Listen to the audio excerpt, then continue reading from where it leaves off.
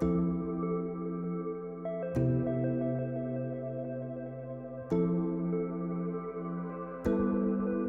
friends! Welcome to Spirit Club, a podcast and community that is all about doing the inner work to live an aligned and, dare I say, happy life. I'm your host, spiritual guide and intuitive, Angell Kelly, and I'm here to share my teachings along with messages passed on to me from higher consciousness. I've also got incredible guests in store to help you go down all those spiritual rabbit holes. So let's go! Welcome to the club! Hello, Spirit Club. Thanks for joining again. And today we were going to talk about being made for more, meant for more, built for more, whatever you want to call it. So I feel like this idea is really alive in the collective right now. I know some big voices have been talking about it. Shout out to Nikki Novo. I know she ran a group program called Made for More. If anyone has taken that program, drop a little message and let us know how you liked it. And then recently, Krista Williams of Almost 30 did a podcast episode on this idea, this concept. And despite these big voices speaking on it, I want to weigh in because that feeling of being meant for more is something that I have felt my entire life. I've always felt this. Since I was a little girl, since I was a child, I always felt like I was made for more. And I think that it is a big part of what has made me such a motivated individual. It was like this light that was always motivating me, and I didn't have any awareness around it. I didn't have any, I wasn't thinking about it in the way that we're going to talk about it today. And so I would apply it to my career naturally. So when I was young, I thought my more that I was meant for was to be a professional dancer. And so I pushed that agenda as far as I could until it really just didn't make sense anymore. And then when that failed, I thought my more was to be some corporate, high-powered boss babe. And so I pushed that path as far as I could take it until I realized that was not at all what I wanted to do. And eventually the day came, and I can't name the exact moment, but eventually the day came when I realized that my more that I was made for was not about my job. But we will get to that. I'll save that for the end of the episode. So, if you're listening to this podcast, you probably feel this too. So let's talk about this feeling that you're meant for more. So first of all, I want to say you're probably thinking, well, doesn't everybody feel that way? And no, everybody does not feel that way. I can think to groups of individuals in my life who don't have this underlying feeling and drive that they are meant for more, pushing them forward. And there ain't nothing wrong with that. Every soul has its contract here on earth. And if we all had the same one, that would be very boring. However, I'm very aware that this community, Spirit Club listeners, a large majority of you are in this, I'm going to call subgroup of souls that feels that they are meant for more. And I know this because, well, first of all, because I intuitively tap into you. Secondly, because I have this feeling, and generally we attract communities that are similar to our own path.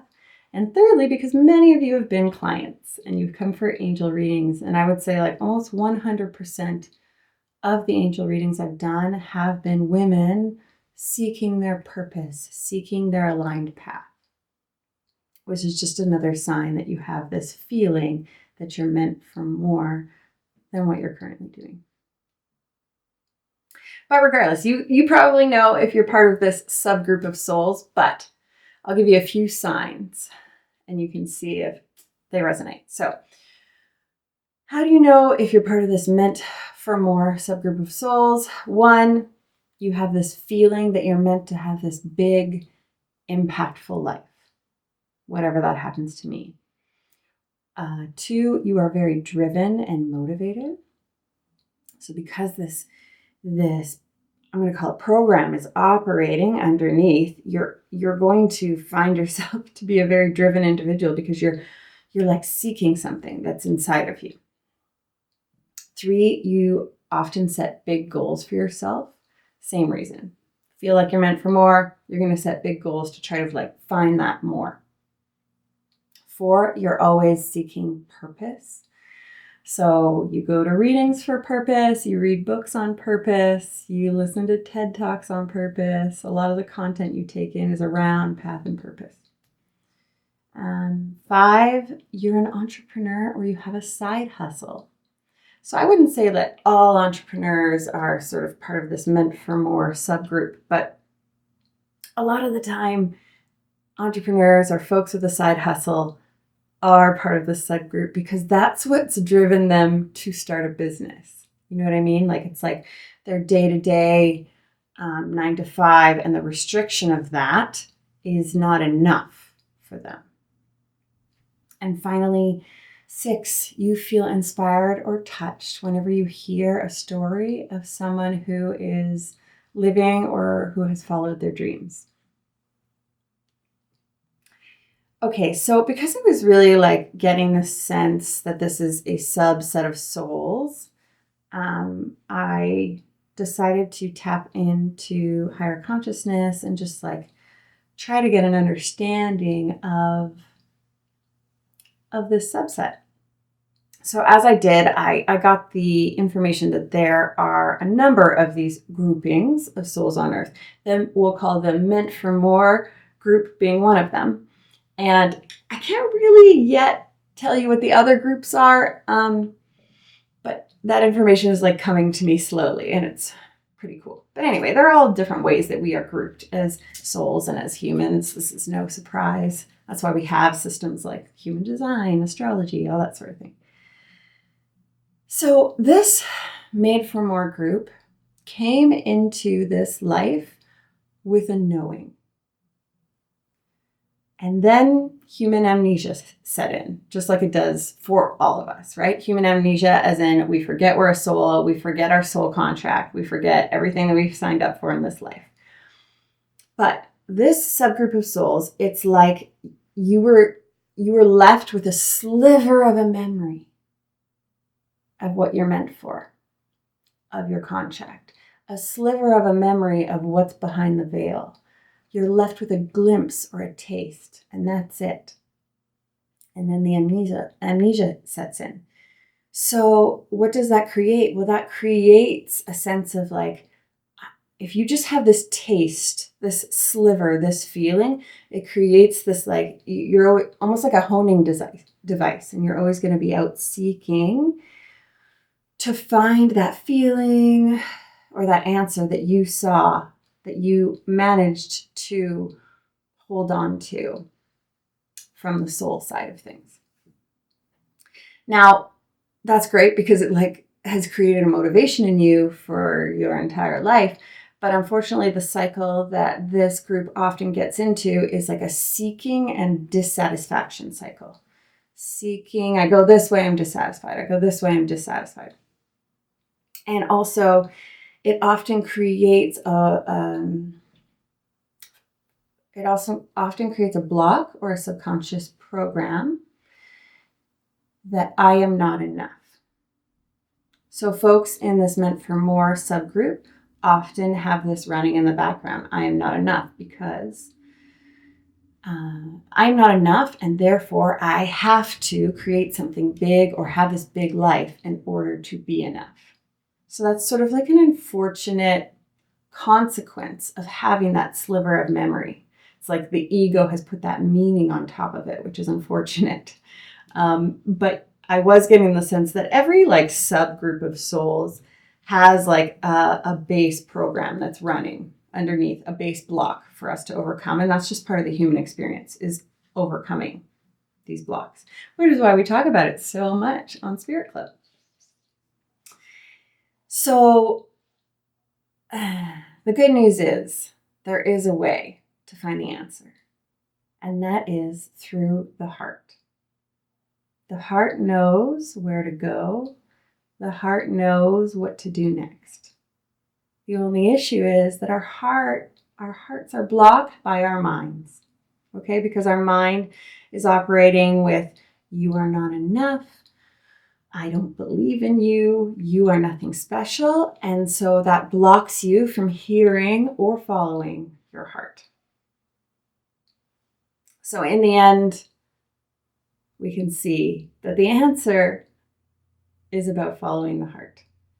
Okay, now the blocks need to be addressed, and we've talked about blocks a lot on this podcast. I'll just reiterate a couple things. A block, remember, is a belief that is standing between you and what you want, and it lives in the subconscious. So you can address blocks all you want on the conscious level, but they need to be looked at subconsciously in some way. And I've got a subconscious reprogramming session that you're welcome to sign up for. I'll also drop another resource, Nicole Christine. She's got, I think it's called Empower Hour. So those are two great ways to address your subconscious. Just know it's something you got to do. So I'm not going to go too deeply into the blocks. I'll just talk about them. I'll just mention them, and then we'll move on to some practical things that you can do to better hear and follow your heart. So common blocks for this Made for More subgroup of souls are, I am not enough. And really, the rest of these blocks are all just like a sub block of I am not enough, but I'll keep going. I am not enough. I am not special, or I'm nothing special. I don't believe in myself. I have to make the right choice. And I am a failure. So those 5 blocks, which are really just a subset of I'm not enough blocks, are what's stopping you from hearing and following your heart. So they will need to be addressed. But let's get on to some practical things to open this pathway to your heart, because I know that's what you want. So I've got 6 practical things that you can do to start to open that pathway to your heart to better hear and follow your heart. So number 1, do more of the things that you want to do and do less of the things that you don't want to do. I know you're listening, you're like, sounds great, Angel, but I have to go to my job. And I hear you. I know that this cannot be applied 100% of the time, but where there is choice, apply it. And trust me, there's choice. I know a lot of us are people pleasers, a lot of us. So a lot of the time, it is a choice, whether we do what we want or what we do what someone else's want, really.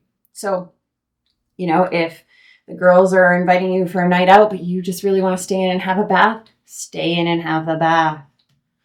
If, there's something going on with your kids and you feel like you should be there, but you are really exhausted and you want some time alone, spend some time alone. What you're doing here is the more you do what you want and less of what you don't want, or in other words, what others expect of you or what others want you to do, the more you show your heart that you value it. Because by constantly overriding what you want for what others want, obviously the message that you're sending to your heart is that you don't value what your heart wants. So why would you ever be able to hear what it wants if you don't value it, if you show it every day that you don't value it? And I want to add that the more that you do what it is that your heart wants and less of what you don't want, the more your external is actually going to shift so that larger parts of your day and your life are doing what you want and not what you don't want. Okay. Second tip to following your heart is follow curiosity. So curiosity is like a language, or what I call a call of the heart. And all too often, we just don't make time for curiosity. So a great way to gain trust with your heart is when you feel curious about something or someone or some activity, pursue it. Feel the curiosity, follow the curiosity. And the more that you follow the curiosity, the more that will open up. So this one's really fun. Have fun with this one. Okay, third thing to open your heart, hear your heart, follow your heart is to do things for the pure joy and pleasure of it and not to meet an objective. So part of what's blocking your heart from being heard is that you feel the need to take every desire, curiosity, intuitive hit and turn it into your job or like some achievement. I mean, who's guilty of this? A lot. And I hear this often with clients, they'll be like trying to explore what their heart wants and they're immediately taking it all the way to the end and going, okay, like maybe they're like, oh, I'm interested in tarot. And now they're like, okay, I got to study tarot and become a tarot reader. It's like, well, no, we can just enjoy learning tarot for the fun of it. So I want to give another example. So let's say you feel like you want to help people. Well, what we often do is we're like, okay, to help people, oh, maybe I'll be a nurse. Okay, so I'll have to sign up for nursing classes and then I'll have to do the work to become a nurse. And because that pathway is such a huge commitment, we just don't end up helping people. Do you see what I mean? It's like when we create like a big commitment that goes beside something that we feel like doing, that big commitment is so huge that we just don't do the thing we feel like doing for just the joy and pleasure of it. And that is a huge block to the heart, a huge one. So start to just and this goes with following curiosity and doing things that you want to do and not that you don't want to do. They all kind of feed together. So as you follow curiosity, again, we can go with the tarot example, just start to learn tarot for the fun of it. And when it no longer is something you're curious about or that you're enjoying, stop and let that be okay. And I am not saying that these things that you follow won't end up being a career. That happens for sure. Often, eventually. But just don't, the idea is to not start with the end game. Just start with doing things for the pure pleasure and joy of them. And this gives the heart permission to explore. And the more permission you have to explore, the more clarity you're going to receive. Okay. Fourth entry point into hearing the heart is to take note of who you are jealous of and why. So I love this one. Anytime that I feel a bit lost, like I don't know what I want to do next, what direction I want to go next in life or my business or whatever that happens to be, I will take inventory of who I'm jealous of and why. So I'll flip through Instagram, my friends, my circles, and I'll write down who I feel a little bit of jealousy towards. And then I'll think about what it is about their life or about the way that they live that I feel jealous about. And I use this as a beacon, sort of as okay, this is where, or as a clue as to where I want to go next. So this one's really fun and a great way to work with jealousy. It's actually brought me so much respect for jealousy. I think when I was younger, jealousy, I considered it to be a negative, lower vibration. But now I don't. Now that I've reframed jealousy, I'm grateful for jealousy, and it just kind of helps me, points me in the right direction. Okay, fifth way into the heart is to take action. So I know all these steps so far have required action, but I really felt like singling this one out because I know a lot of listeners are paralyzed by either not knowing what their heart wants, what to do next, or having too many ideas of what to do next and not being able to move forward. And so because of that paralysis, no action is taken.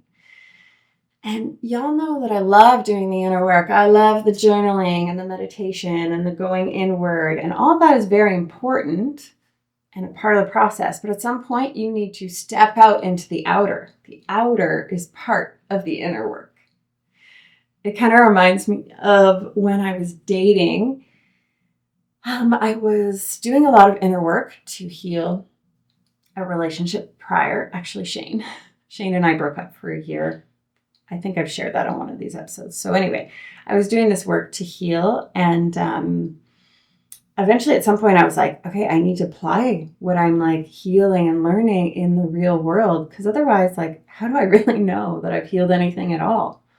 You may have healed it in the comfort of your room, but have you healed it in the world? And by going out into the outer, I'm able to explore what I really wanted to call in.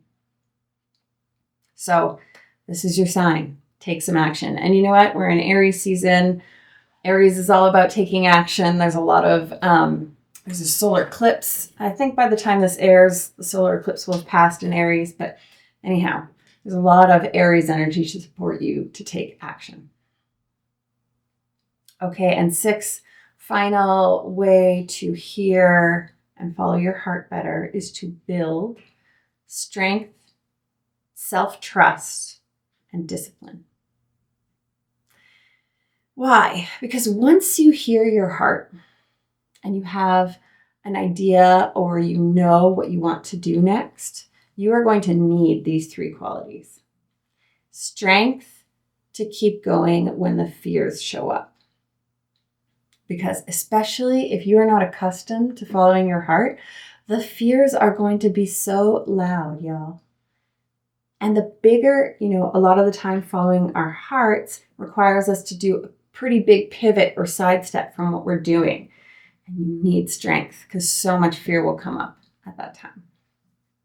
Secondly, you need self-trust. So again, as you follow your heart, doubt is going to start to have a voice. And that's okay. That's a part of the process. But because we in this Made for More subgroup have an underlying belief operating that we are not enough, doubt is going to be a big voice for us. So self-trust is what helps you see doubt, say hello to doubt, but keep moving because you trust. And finally, discipline. Discipline is what we need to keep showing up when we're feeling meh and not motivated, right? We all kind of know. You sort of need discipline for doing anything in life. And I've done episodes on all these things, discipline and self-trust. So you can scroll back if you need some help with how to build those things. So finally, I want to just end with a note on my story. So as someone who's always felt this yearning, this feeling like I was made for more, I wanted to share that it no longer feels like a yearning. I'm no longer in the seeking dissatisfaction cycle. It actually feels now that I'm living my made for more. I'm living my made for more life. And not because I've reached some pinnacle key moment in my career or the work that I do in the world. No, not at all. It feels like I'm living my meant for more because I follow my heart. I always follow my heart. Now, at least. And spoiler alert, the more I follow my heart, the scarier, bigger things that I have to do to follow my heart, the bigger and more amazing life that opens up. So I'll leave you with that. I love you, and I just want you to know I see you, my Made for More friends. Have a great week.